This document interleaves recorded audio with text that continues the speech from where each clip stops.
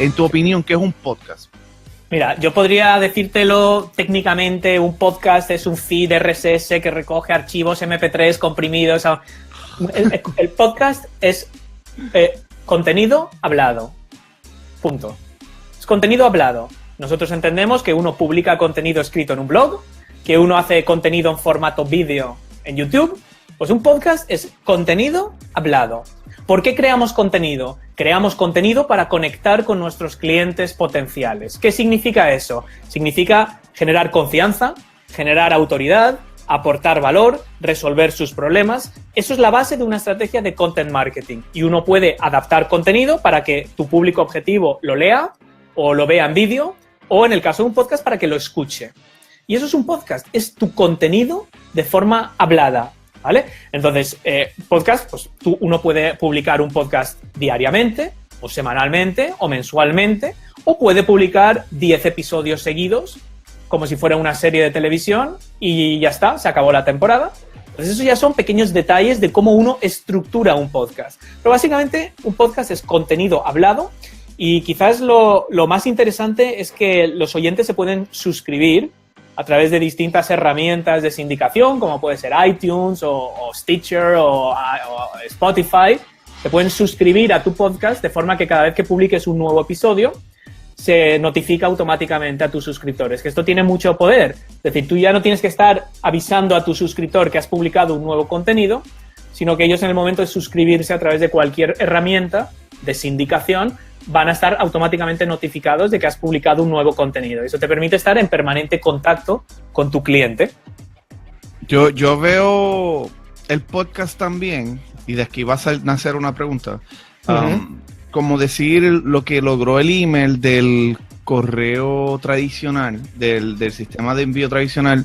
Lo veo como el email fue esa versión moderna, obvio, estamos hablando casi 30 años atrás, esa versión moderna de lo que era un envío postal o otro sistema de comunicación.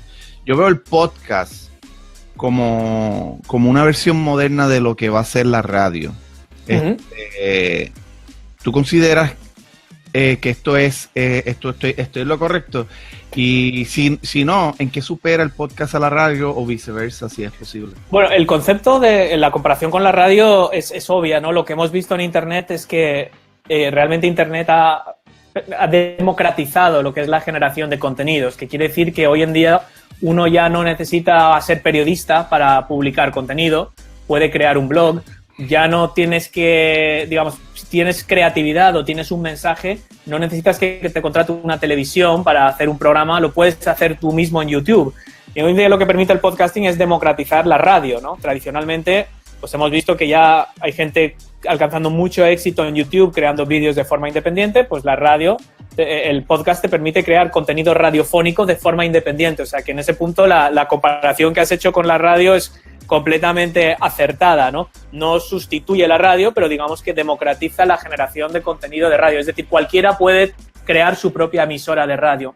Y la principal ventaja que veo con respecto a la radio, que es una ventaja muy importante, es que hoy en día, claro, las radios son comerciales. Quiere decir que normalmente una emisora de radio pertenece a una empresa que tiene unas franjas horarias, tiene unas licencias para emitir en una determinada frecuencia y tiene que elegir muy cuidadosamente qué contenido emite para conseguir oyentes y poder vender publicidad a esos oyentes, ¿no? Por lo tanto, claro, una radio nunca va a hacer un programa solo sobre Star Wars, a no ser que tenga suficiente audiencia que pueda monetizar vía publicidad y dar de comer a todas esas personas que trabajan en la radio. Por lo tanto, la principal ventaja del podcast es que uno puede crear contenido de audio en nichos muy específicos, de una microsegmentación, porque como se abaratan mucho los costes de producción, como estamos haciendo tú y yo ahora mismo, es muy fácil rentabilizar eso. Con que te escuchen 500 personas, ya lo puedes monetizar, pero para que una radio gane dinero con un programa, lo tienen que escuchar miles de personas todos los días. Entonces, yo creo que una de las principales ventajas del podcast frente a la radio tradicional es la facilidad de acceso. Para empezar, no necesitas una licencia para poder emitir en la onda, ¿no? En espacio radioeléctrico, que es lo primero que necesitan las emisoras de radio, y luego es muy caro, es muy difícil rentabilizar eso. Cualquiera lo puede hacer y cualquiera que sea tu nicho de mercado, puedes crear un podcast para conectar con las personas que te puedan escuchar. Sí, estoy de acuerdo. O yo si fuera a darle otra ventaja, ¿verdad? Simplemente estoy aportando y es de que hace poco yo entrevisté a alguien que es se puede ser que es como una celebridad, pero está en el campo de la religión. Se llama Otoniel Font. Y obvio, su figura para mí es como algo controversial en un sentido de la palabra. Y por el hecho de que él tiene, como decir, el templo más enorme, uno de los templos más enormes de Puerto Rico. Él es masivo, tiene 1.5 millones de seguidores, casi nada. Y algo que me dijeron un montón de personas cuando lo entrevisté fue de que yo he visto un montón de entrevistas de él de 5 minutos, de 4 minutos. Y honestamente me encantó de que tu entrevista fue bien larga, comparada con la radio. Y yo creo que el podcast también domina en esa área. Ya no es común encontrar un programa como de Cristina Salageri o la versión de Oprah Winfrey donde te sientan y están 1 hora con la persona y conociéndola. Este medio también tiene esa ventaja de que tú estructuras tus reglas y dentro de tus reglas, la informalidad o como sea, te da unas ventajas. Y lo chévere también de esto es de que aquí quien habla hasta cierto punto puede ser un poco tu credibilidad y la otra es tus seguidores. En ocasiones también hay gente que me menciona, ni me contestan un mensaje, lo escribo 4 meses luego, se dan cuenta de que yo tengo una red social que lo más probable es jalar un poquito más de público y ahora sienten interés. Me ha pasado, sé que contrario a la radio hay un nivel burocrático, yo necesito conseguir este vendedor me tiene que conectar con esta persona para demostrar que yo soy importante para estar ahí. Y para estar también de igual forma 2 horas antes de tu entrevista y recibir 4 minutos de entrevista. Que es que hay unas ventajas bien interesantes. Obvio, la parte monetaria todavía la radio domina, pero es bien chulo esto lo que ocurre.